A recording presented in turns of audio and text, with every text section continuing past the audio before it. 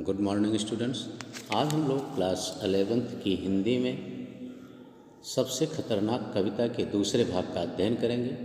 इस दूसरे भाग में हम बचे हुए शेष छंद तीनों छंदों की व्याख्या का अध्ययन करेंगे।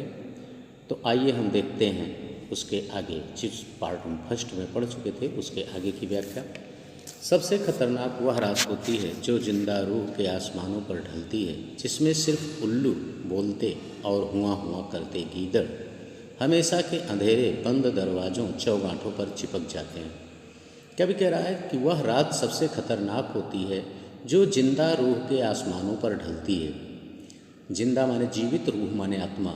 जो जीवित आत्माओं के ऊपर छा जाती है वह रात कवि के अनुसार सबसे खतरनाक होती है। कहने का तात्पर्य है, कवि इसलिए ऐसा कह रहा है कि जो जिंदा आत्माओं के आसमानों पर रात छा जाती है। रात का मतलब होता है अंधेरा। अब अंधेरा जो होता है उसमें देखा जाता है कि हमें कुछ सूझता नहीं है, दिखाई नहीं देता है। तो इसीलिए कवि ये कह रहा है कि जब जिंदा यानी जीवित आत्माओं के अंदर का साहस समाप्त हो जाता है तो उनके जीवन में समझिए रात ही रात होती है। तो वह स्थिति कवि के अनुसार सबसे खतरनाक होती है, जिसमें सिर्फ उल्लू बोलते हैं और हुआ करते गीदड़ हमेशा के अंधेरे बंद दरवाज़ों चौगाठों पर चिपक जाते हैं। और इस तरह से जब जीवित आत्माओं के जीवन में निराशा का भाव छा जाता है तो वे उल्लू और गीदड़ के समान भयभीत हो जाते हैं और वे कभी भी अपने दरवाजे और चौखटों से बाहर नहीं निकल पाते हैं। अर्थात दरवाज़ों और चौखटों से बाहर निकलते हुए डरते हैं। इसको हम कह सकते हैं कि वे अपनी रूढ़ियों को भी तोड़ नहीं पाते, मजबूरी बस वे अपने प्राचीन काल से चली आ रही रूढ़ियों का ही पालन करते हैं। सबसे खतरनाक वह दिशा होती है जिसमें आत्मा का सूरज डूब जाए और उसकी मुर्दा धूप का कोई टुकड़ा आपके जिस्म के पूरब में चुभ जाए।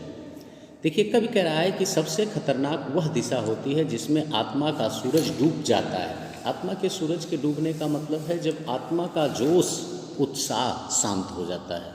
अर्थात वह स्थिति जब हमारे अंदर यानी व्यक्ति के अंदर कोई उत्साह नहीं रह जाता है, तो उसी को कवि कह रहा है कि जब आत्मा का सूरज डूब जाता है और उसकी मुर्दा धूप का कोई टुकड़ा।